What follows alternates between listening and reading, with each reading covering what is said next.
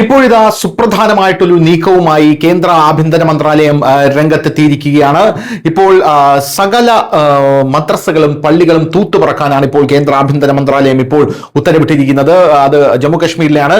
Credit card മുതൽ social media ഹാൻഡിലുകൾ വരെ പള്ളികളുമായി ബന്ധപ്പെട്ട ആളുകളുടെ സ്വകാര്യ വിവരങ്ങളാണ് ജമ്മു കശ്മീർ പോലീസ് തേടുന്നത് എന്നുള്ള റിപ്പോർട്ട് ലഭിക്കുന്നു. താഴ്വരയിലെ പള്ളികളെയും മദ്രസകളെയും കുറിച്ചുള്ള വിവരങ്ങൾ ശേഖരിക്കുന്നതിനായി ജമ്മു കശ്മീർ പോലീസ് ഒരു ശ്രമം ആരംഭിച്ചു. ഇമാമുമാർ, മുഅദ്ദീനുകൾ, മതസ്ഥാപനങ്ങളുടെ മാനേജ്മെന്റ് കമ്മിറ്റികളിലെയും അവരുടെ ജീവകാരുണ്യ വിഭാഗങ്ങളിലെയും അംഗങ്ങൾ എന്നിവരുടെ വ്യക്തിഗത വിവരങ്ങൾ ഇതിൽ ഉൾപ്പെടുന്നുവെന്നാണ് നമുക്ക് മനസ്സിലാക്കാൻ സാധിക്കുന്നത്.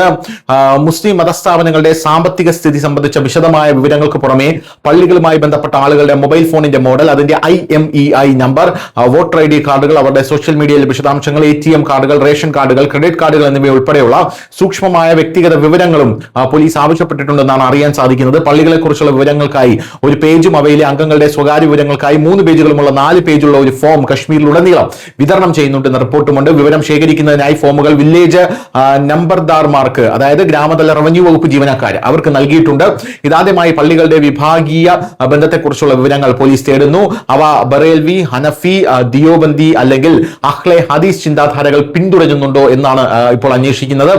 പള്ളിയുടെ ഘടനയെക്കുറിച്ചുള്ള വിശദാംശങ്ങളും ഫോമിൽ ആവശ്യപ്പെടുന്നുണ്ട്.